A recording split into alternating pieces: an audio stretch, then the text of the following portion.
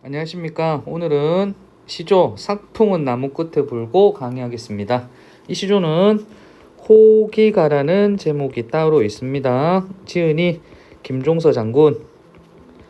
자, 잘 알겠지만 조선시대 세종 때 사군 육진을 개척을 했는데 그 중에 사군은 압록강 부근을 말하고 최윤덕 장군이 개척을 했고, 육진 같은 경우는 두만강 동북 지역을 이야기하고 김종서 장군이 10년간 여진족에 맞서서 야인에 맞서서 개척한 땅입니다. 자, 재밌는 사실은 이 시조도 그렇고 그 다음에 김종서 장군의 별명이 북방의 대호. 그래서 굉장히 뭐라 그럴까, 이렇게 건강한 이런 건장한 이런 체구를 생각할 건데, 김종서 장군은 문관 출신이고 굉장히 왜소했답니다. 뭐 이런 사실도 재밌는 사실이니까 참고하시고요. 하지만 이 시조에서는 굉장히 씩씩한 기상이 느껴집니다. 그렇게 어렵지 않은 시조라고 생각을 합니다. 자, 잘 들으세요. 삭풍은 나무 끝에 불고 명월은 눈 속에 찬데. 자, 여러분 보시면 바로 대구법이죠. 그 다음에 내용은 그대로입니다. 삭풍은 북쪽에서 불어오는 바람, 북풍, 차가운 바람이겠죠. 나무 끝에 불고 명월은 눈 속에 찬데, 보시면 알겠지만 대구법은 똑같은 문장 구조가 반복되는 겁니다. 주어, 그 다음에 부사어, 서술어, 주어, 부사어, 서술어 이렇게 반복된다는 이야기입니다.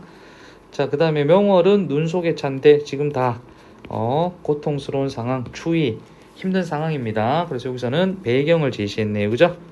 배경이 북방에, 자, 만리 변성의 북방에, 만리는 실제 만리가 아니라 멀리 떨어진 정서적 거리겠죠. 멀다라는 뜻입니다. 변방이란 이야기죠. 변방의 성에 일장검 짚고 서서, 큰 칼이겠죠. 큰 칼 짚고 서서 이렇게 됩니다. 자, 보시면 초장에서 아까 배경을 제시했고 그 다음에 어떤 자신의 모습을 제시하죠. 장수라는 걸 우리가 중장에서 알 수 있습니다. 긴 바람 큰 한 소리에 거칠 것이 없어라. 휘파람 정도 되겠습니다. 긴 휘파람 불고 큰 한 소리, 뭐 이런 소리 내겠죠. 그죠? 거칠 것이 없어라 했습니다. 뭐 영탄이라고 할 수도 있고, 어떤 분위기입니까? 다덤벼이씨 이런 뜻이겠죠. 그죠? 자, 그래서 뭐 사자성어 잠깐 이야기하면 호연지기, 넓고 큰 기상이 느껴진다. 자, 그리고 또 뭐 나라를 걱정하는 마음도 있겠죠. 그쵸?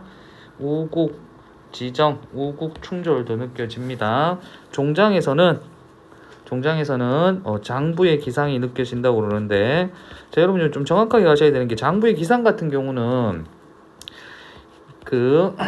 요거는 기질, 마음씨를 이야기합니다. 그 다음에 요 비슷한 말이, 이게 기계라는 말이 있는데, 기계 같은 경우는 그 씩씩하면서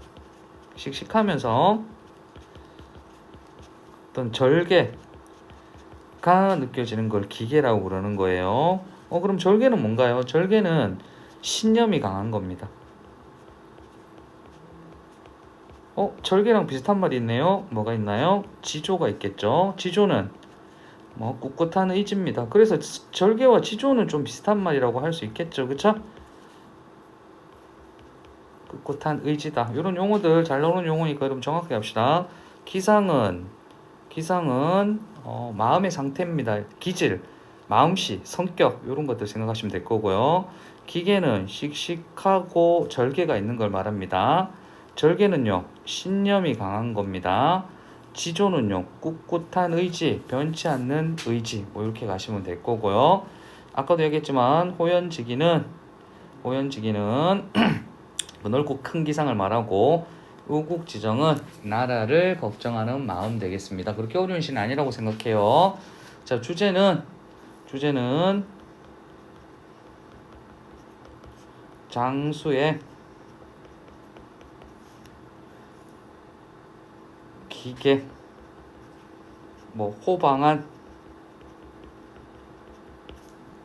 호방한 기계, 이 정도 이야기하시면 되겠습니다. 씩씩함이 느껴진 시조였습니다. 자, 빨리 한 번만 읽어볼게요. 삭풍은 나무 끝에 불고 명월은 눈 속에 찬데, 배경을 제시했다고 그랬고 대구법이라고 그랬어요. 만리 변성에, 만리 변방에, 누가? 내가. 그러니까 육진 되겠죠. 앞서 이야기한 일장검 짚고 서서 큰 칼 짚고 서서 긴 파랑 큰한 소리를 내니 거칠 것이 없어라 두려울 것이 없어라 되겠습니다. 그래서 이 시조는 장부의 호방한 호탕한 씩씩한 기계를 느낄 수 있는 작품입니다. 예, 감사합니다.